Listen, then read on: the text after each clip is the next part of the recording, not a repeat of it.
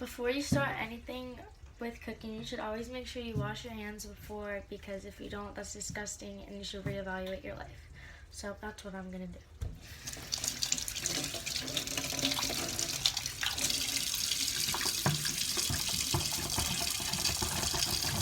Lots of soap.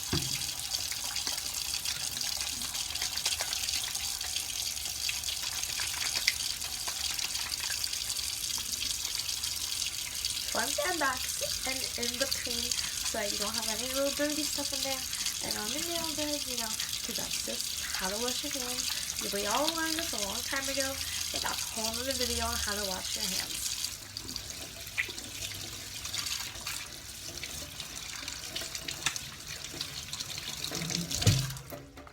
And then you want to get a paper towel so your hands aren't all wet and you don't drop anything. It's common sense, kids. Okay, so then the next thing you're going to want to do is get out your meat, and I already accidentally started opening it because I forgot to hit the button, so it's okay. And then so what I did was I just used a knife and I stabbed it a little bit, and then I peeled it open. So you're going to keep doing that. Once you have it open like that, you can continue to peel it open and then just put it in the pan. And then you use your spatula and you go like that. And just try not to, break anything. The next thing you're going to want to do is grab a pair of scissors and your taco seasoning, and then try to make sure all the powder's at the bottom so it doesn't go everywhere when you cut it off. And 1 package of seasoning. So I'm using 3 since I use 3 pounds of meat. And you're just going to keep doing that for each one, and then just pour it in. And then this is the last one.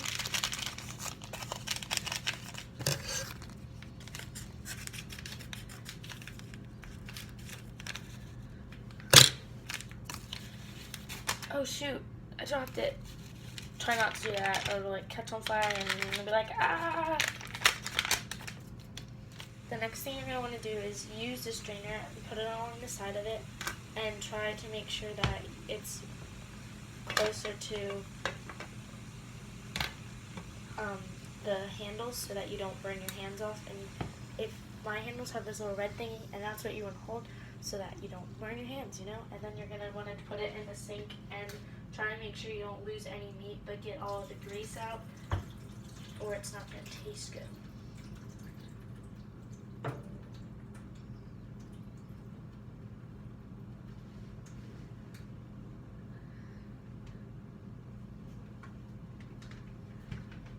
Okay, and then once you have that done and you have all the grease out of it, you're going to sit it back on the oven, but it's going to make some noise because there's a little bit of grease sludge sitting on the bottom of the pan. But now it's all good. The next thing you want to do is get your measuring cup, and for this amount of meat and seasoning, I have to use 2 cups of water to put in. Right, so you got to put it back on to the hot one.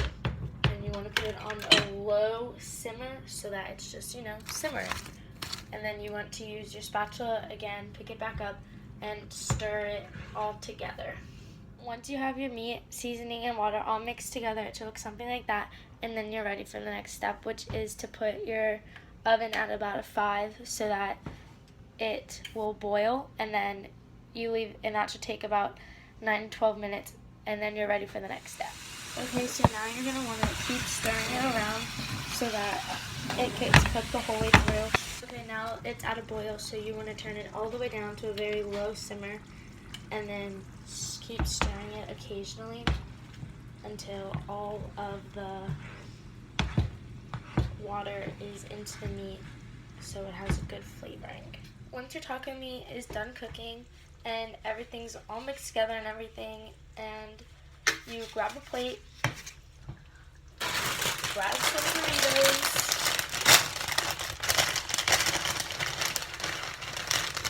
put it on the plate,